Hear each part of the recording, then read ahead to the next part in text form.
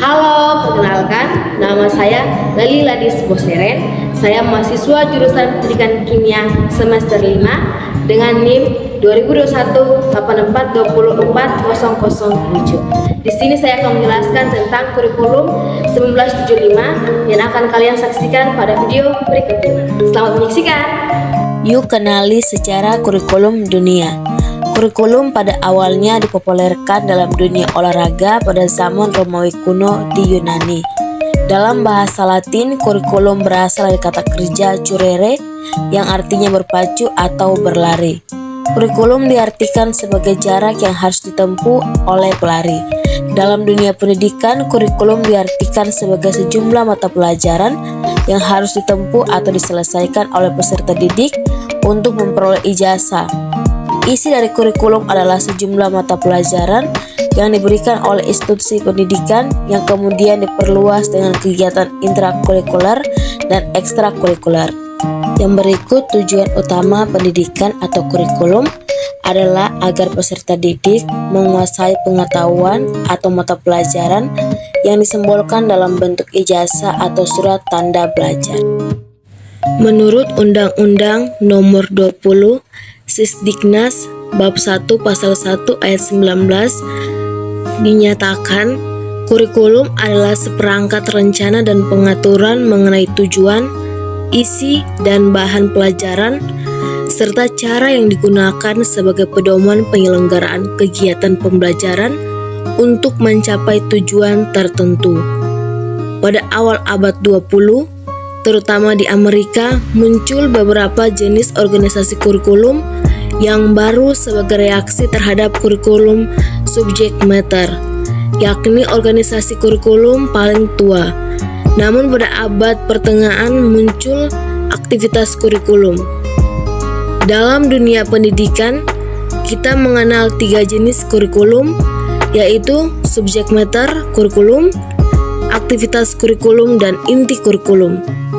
Kita akan mempelajari bersama ketiga kurikulum tersebut.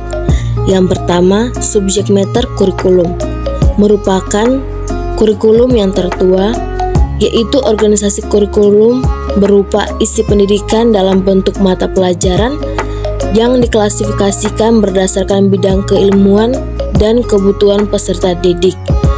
Penyampaian diberikan secara terpisah satu sama lain kepada para peserta didik. Kurikulum subject matter memiliki beberapa kelemahan, antara lain terlalu fragmentasi atau terpecah, mengabaikan minat dan bakat peserta didik, serta menyusun yang tidak efisien, mengabaikan masalah sosial, dan gagal mengembangkan cara berpikir kreatif. Yang kedua, kurikulum aktivitas, yang disebut juga kurikulum proyek atau kurikulum pengalaman.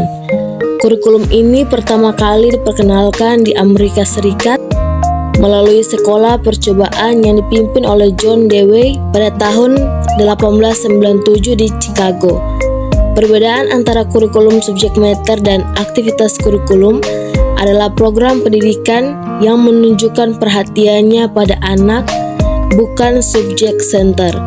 Belajar bersama merupakan hasil usaha perhatian bersama. Tidak ada perencanaan yang mendahului, namun guru tetap bertanggung jawab terhadap beberapa tugas penting yang menuntut perencanaan. Yang ketiga, kurikulum inti, yang berpandangan bahwa pendidikan memberikan tekanan kepada 2 aspek yang berbeda, yaitu adanya reaksi terhadap mata pelajaran yang bercerai-berai dan mengkumulasikan bahan pengetahuan dan perubahan konsep mengenai peran sosial pendidikan di sekolah.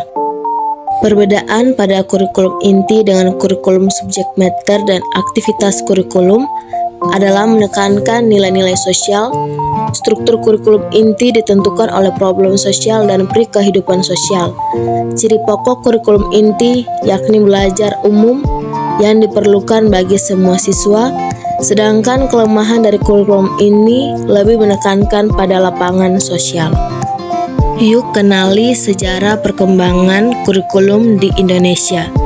Sejak zaman kolonialisme, bangsa Indonesia sudah mengenal sekolah dengan kurikulum. Setiap generasi memiliki sejarah kurikulum yang berbeda antara satu dengan yang lain.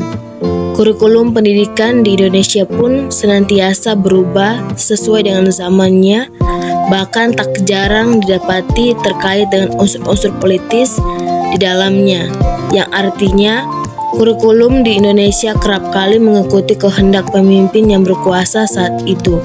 Ketika masa kolonialisme, kurikulum yang berkembang disesuaikan dengan tujuan melanggengkan imperialisme, demikian juga beberapa masa setelahnya.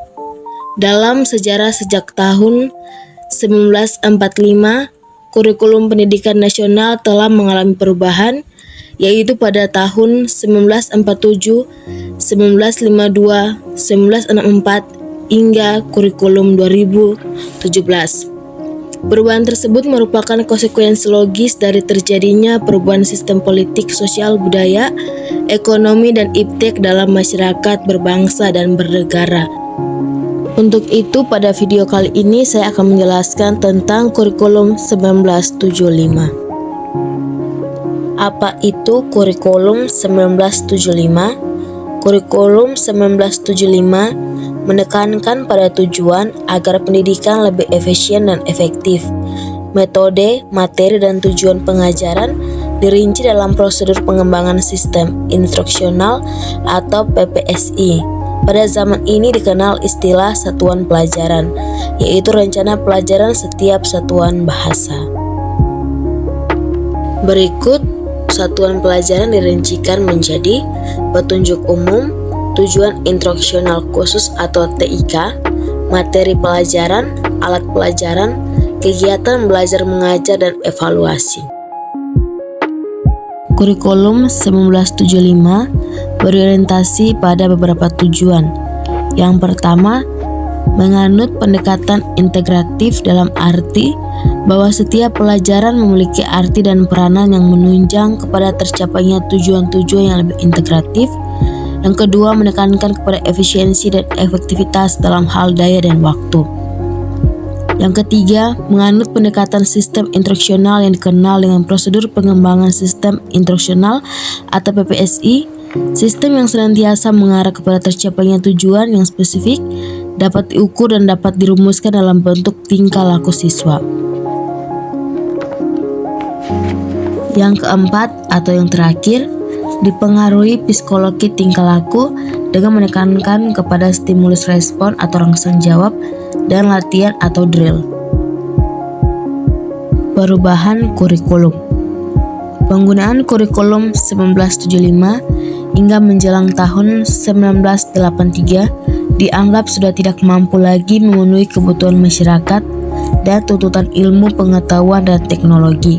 Sehingga pada sidang umum MPR 1983 disetujui adanya perubahan kurikulum 1975 ke kurikulum 1983 yang disahkan pada tahun 1984. Pada kurikulum ini terdapat kendala di mana banyak mendapatkan kritikan sebab guru terlalu disibukkan menulis rincian apa yang akan dicapai dari setiap kegiatan pembelajaran sehingga konsentrasinya kurang terfokus.